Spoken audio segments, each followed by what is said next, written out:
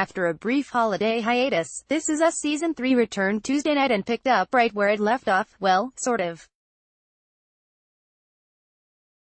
While fans got a few more clues about what happened to Nicky and Jack after Vietnam, most of the storyline revolved around Kate accidentally selling Toby's childhood action figures, Zoe and Kevin's ups and downs, and Randall struggling to keep his campaign and family life in balance. With so much going on, it's so easy to miss a key detail here and there. Make sure you're all up to speed before what we're sure is going to be a crazy episode next week. We recapped the big moments you might have overlooked from last night. Randall's hilarious joke with Kate. NBC early on in the episode, tensions were high between Randall and Beth, which crying face. Thankfully, the writers snuck in a little comic relief after the two had a blowout. Out of nowhere, Randall gets a text from Kate that reads, "Your nephew is now the size of a lime," along with a picture of the fruit. Randall, being the quick-witted character that he is, responded by saying, "He looks like Kevin," with a smiley face emoji. Most fans watching the show caught it, but a few online said that winter weather alerts covered Randall's response on their TV. So, there you have it. The two big Clark Kent references. NBC during the episode, a confused Kevin finds out that Nicky, after being discharged from Walter Reed for a psych eval, signed his papers, Clark Kent, and later on when Zoe is unpacking her stuff in Kevin's apartment, she came across a postcard from Pennsylvania that read, "Jack's last one." The name is significant because earlier on in Season 3, Nicky called Jack Superman several times and made it clear that he felt inferior to his older brother. Despite the two references last night, it's still unclear why Nicky took on the name Clark Kent after Vietnam. Our best guess is that perhaps the nickname is supposed to be symbolic of the way he flew under the radar after the war and lived in disguise, just as Clark lives a double life as Superman. Another important note about the postcard, the stamp on it gives away that it was sent in 1992.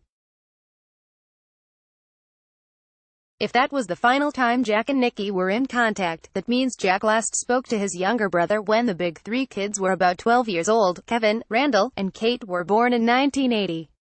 This is a particularly interesting revelation, given that in Season 2 Jack gave a speech to preteen Kevin about brotherly love while on a camping trip. "He's your brother, Kevin," Jack told him. "You should be able to depend on each other more than anyone else in the world." Did Jack tell Kevin this right around the time he officially cut off ties with Nicky? Seems like it. It would also be just 5 or 6 years before Jack's untimely death. Zoe is hiding something, at least, that's what fans think.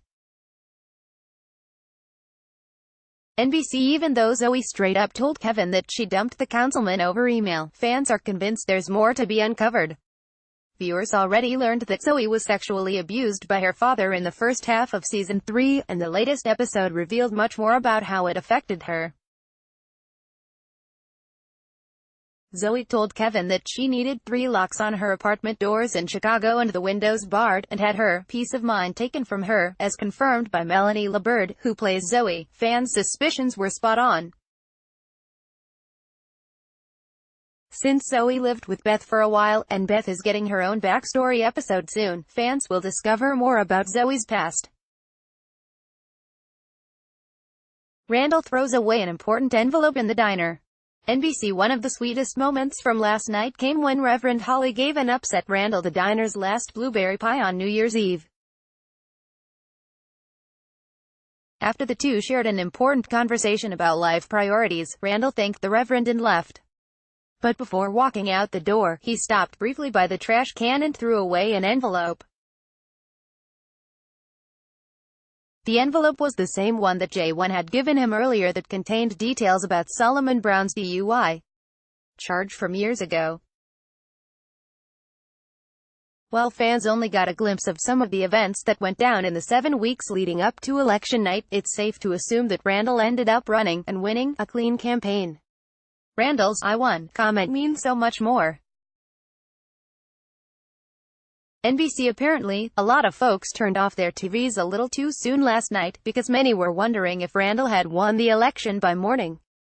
The short answer is yes, and true to form, the reveal came in the last few seconds of the episode. Randall, while lying in bed with Beth, picked up a phone call that we can only assume came from J1. A few dramatic pauses later, Randall tells Beth, "I won," and the episode ends. On the surface, it seems like Randall is simply telling his wife the results of the election. But as Entertainment Weekly points out, Randall could be referring to winning not only the election, but his family and life purpose back, especially because he's on good terms with Beth again. Given that episode 10 included lots of flashbacks to Jack telling young Randall that he's going to be a great man, it's likely that there was a double meaning behind the two simple words.